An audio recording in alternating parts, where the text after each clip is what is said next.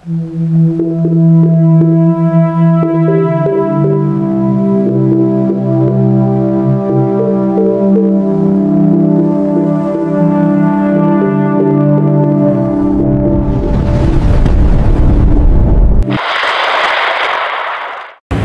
po ang pinakahuling ulat panahon ngayong araw ng Linggo, ika-10 ng Agosto taong 2025.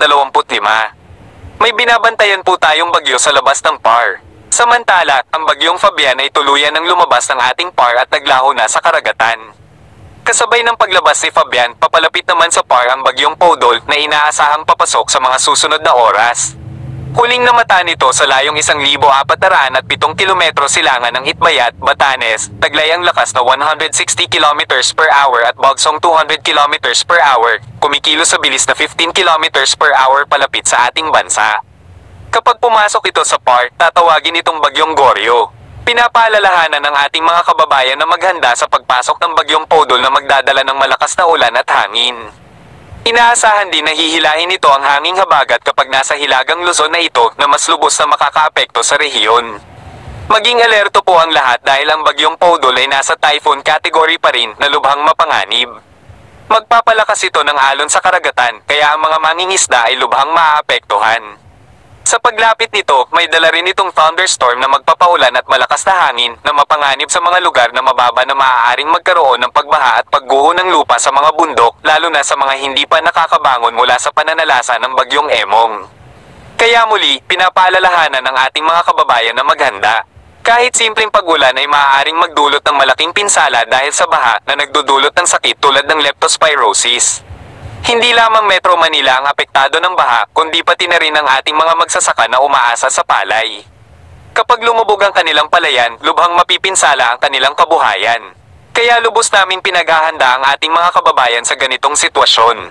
Dahil sa paghahanda, wala naman pong mawawala sa atin. Base sa aming pagmonitor, ang bagyong Podol ay lalapit sa hilagang Luzon na posibleng palakasin ng hanging habagat na makaapekto naman sa kanlurang bahagi ng ating bansa na magdudulot ng malakas na hangin at pag-ulan.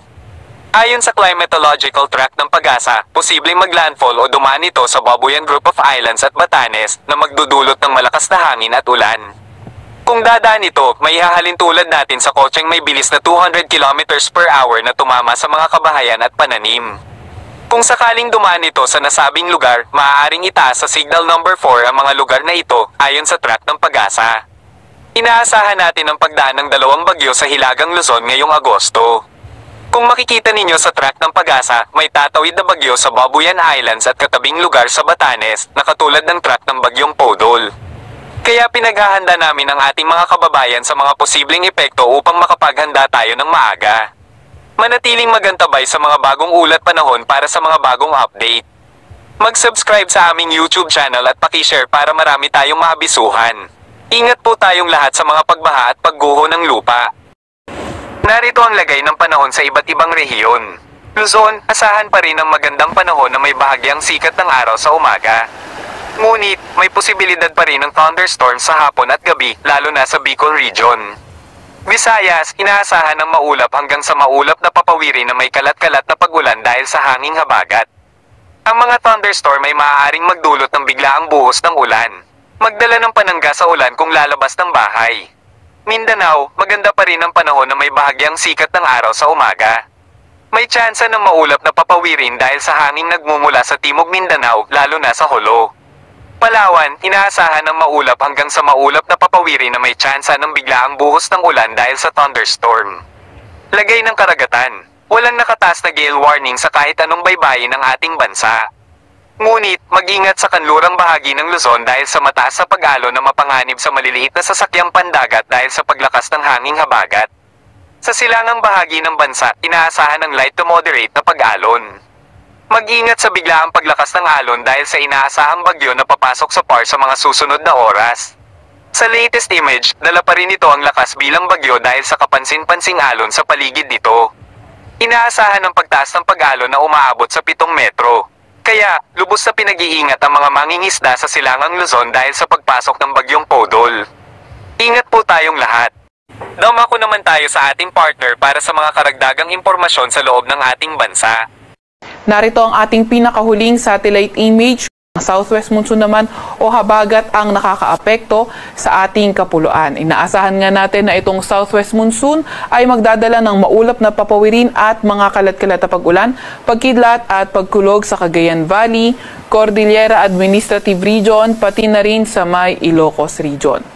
Para naman sa lagi ng panahon sa Metro Manila at nalalabing bahagi ng ating bansa, asahan nga natin yung mas magandang panahon, partly cloudy to cloudy skies, at may mga tsansa pa rin ng mga localized thunderstorms. Sa mga areas na hindi papaulanin ng habagat, posible pa rin yung mainit at malinsangang panahon simula umaga hanggang tanghali, and then mas mataas ang mga tsansa ng thunderstorms pagdating ng hapon.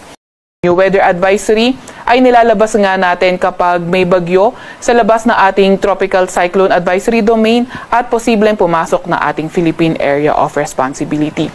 Once na pumasok rin itong bagyong ito sa ating PAR, maglalabas na tayo ng tropical cyclone bulletin. Nakikita natin sa Metro Manila at sa buong Luzon, nakikita natin patuloy pa nga rin ang fair weather condition na may mga tsansa ng mga localized thunderstorms. Agwat ng temperatura sa Metro Manila ay 25 to 32 degrees Celsius, ganun din naman sa may Legazpi.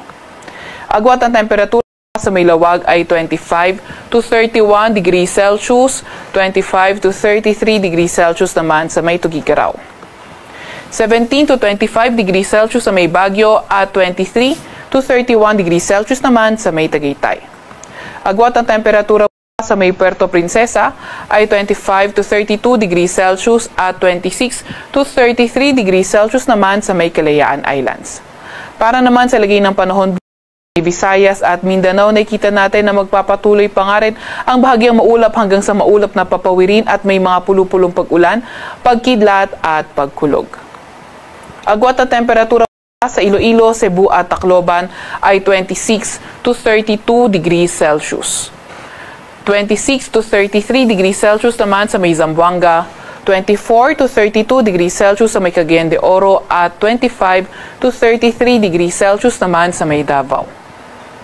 Para naman sa lagay ng ating karagatan, wala pa rin tayong nakataas na gale warning sa kahit na anong dagat baybayin ng ating bansa.